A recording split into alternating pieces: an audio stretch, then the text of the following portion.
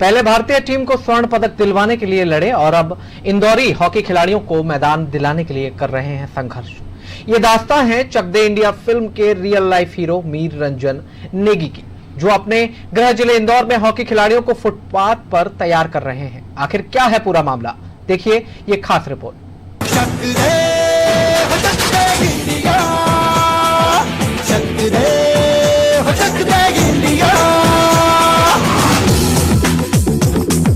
Hockey देश का राष्ट्रीय खेल होने के बावजूद आखिर क्यों हमारी खिलाड़ियों की प्रतिभाएं दम तोड़ देती हैं?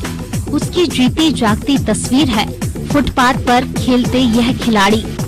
दरअसल यह तस्वीरें इसलिए भी खास हैं क्योंकि इन खिलाड़ियों को ट्रेनिंग देने वाला कोई और नहीं बल्कि भारतीय टीम का पूर्व कप्तान और भारतीय हॉकी को अंतर्राष्ट्रीय ख्याति देने वाला मीर रंजन नेगी है।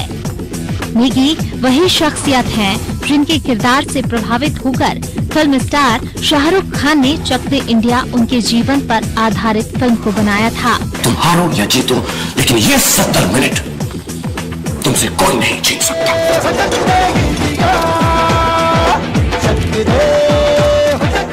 दरअसल क्लब सचिव देवकी नंदन सिलावट ने बताया कि राष्ट्रीय खेल हॉकी को जीवित रखने के लिए हम संघर्ष कर रहे हैं। गरीब खिलाड़ियों को निःशुल्क प्रशिक्षण के अलावा हॉकी किट और पौष्टिक नाश्ता भी उपलब्ध कराते हैं। 3 साल से क्लब बंद है।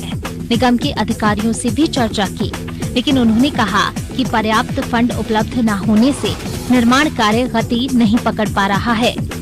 ऐसा ही रवैया रहा तो हॉकी का खेल इंदौर में खत्म हो जाएगा।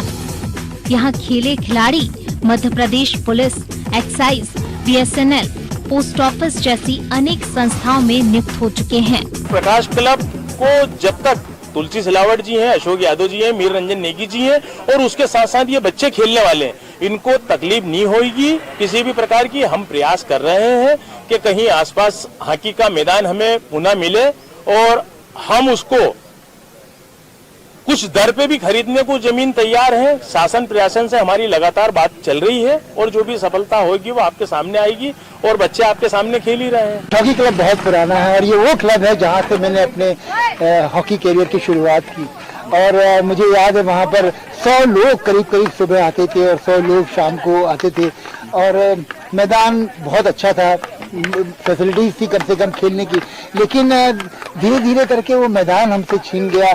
और यहाँ पर इंदौर में भी अगर देखा जाए तो सिर्फ 2 क्लब हैं, एक ताहिर हॉकी क्लब है और एक प्रकाश हॉकी क्लब है और दोनों की जो हालत है वो दयनीय है। बच्चे खेलना चाहते हैं, आप देखिए कितने सारे बच्चे यहाँ पर हैं और जिस समय मैं यहाँ पर आया तो हम लोगों ने कोशिश करके एक मुहिम जैसी चालू की हॉकी को रिवाइव करने की और करीब 150 बच्चे रोज आते थे यहाँ पर। 150 बच्चे। कोरोना की वजह से हम लोगों ने मना भी किया है कई बच्चों को आने के लिए, लेकिन फैसिलिटी के नाम पे मालूम ये एडमिनिस्ट्रेशन की जूझ रही है। मैं करना चाहता हूँ, ट्रेनिंग करना चाहता हूँ, इन लोगों को सिखाना चाहता हूँ, यहाँ से खिलाड़ी पैदा करना चाहता हूँ, लेकिन अपनी तरफ से न तो कोई किसी एक तरफ का कोई सपोर्ट है न कुछ भी नहीं, सिवाय उसके कि कुछ हॉकी स्टिक दे देते हैं, कुछ बॉल दे देते हैं, लेकिन खेलने के मैदान वो नजारे। ये इंदौर का वही मैदान है जिस पर पूर्व भारतीय कप्तान पद्मश्री शंकर लक्ष्मण खेले हैं, जिनके नाम दुनिया का पहला गोलकीपर कप्तान होने का रिकॉर्ड है। यहाँ मीर रंजन नेगी खेले हैं, जिनके जीवन को पहले पर्दे पर शाहरुख खान ने चक दे इंडिया फिल्म के जरिए दुनिया को दिखाया। यहाँ अशोक ध्यानचंद भी लगातार आते रहे हैं।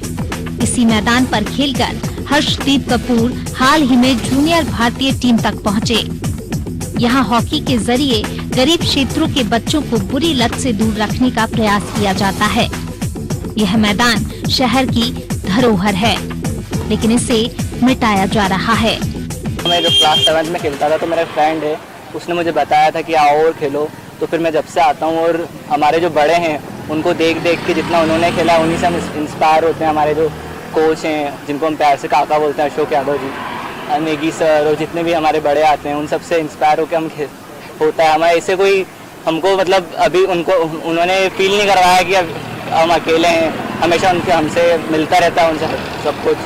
इंडिया में हॉकी का स्कोप तो एक नाम मात्र ही बोला जाएगा, क्योंकि जिस तरह क्रिकेट का अभी सबका बोलबाला चल रहा है तो हॉकी को आज के टाइम में जानता भी नहीं है। आज के टाइम में रणजी प्लेयर को पूरा भारत या पूरी दुनिया जानती है, लेकिन हॉकी के किसी इंटरनेशनल प्लेयर को आज कोई नहीं जानता। और रही बात हमारे ग्राउंड की, तो ग्राउंड पे आप देख ही सकते हैं हम फुटपाथ पे कर रहे हैं, पास में रोड है जिस पे गाड़ियाँ चलती है। कल कोई दुर्घटना हो जाएगी तो उनके माँ बाप हमारे ऊपर आएंगे कि आपके मार्गदर्शन में हमारा लड़का गया था लेकिन उसके साथ ये दुर्घटना घटी तो आप इसके जिम्मेवार हैं।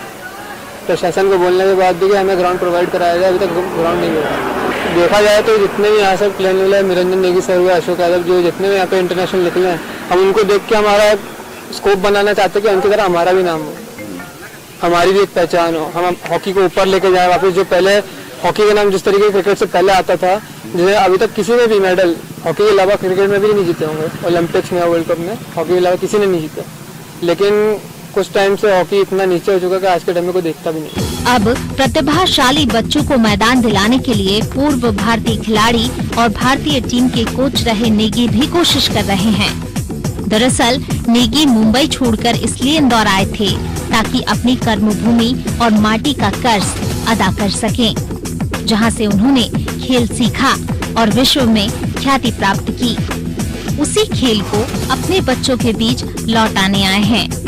एक अंतर्राष्ट्रीय स्तर का कोच जब फुटपाथ पर निशुल्क प्रशिक्षण दे सकता है, तो क्या सरकार इंदौर की 150 प्रतिभावान खिलाड़ियों को एक मैदान भी नहीं दे सकती?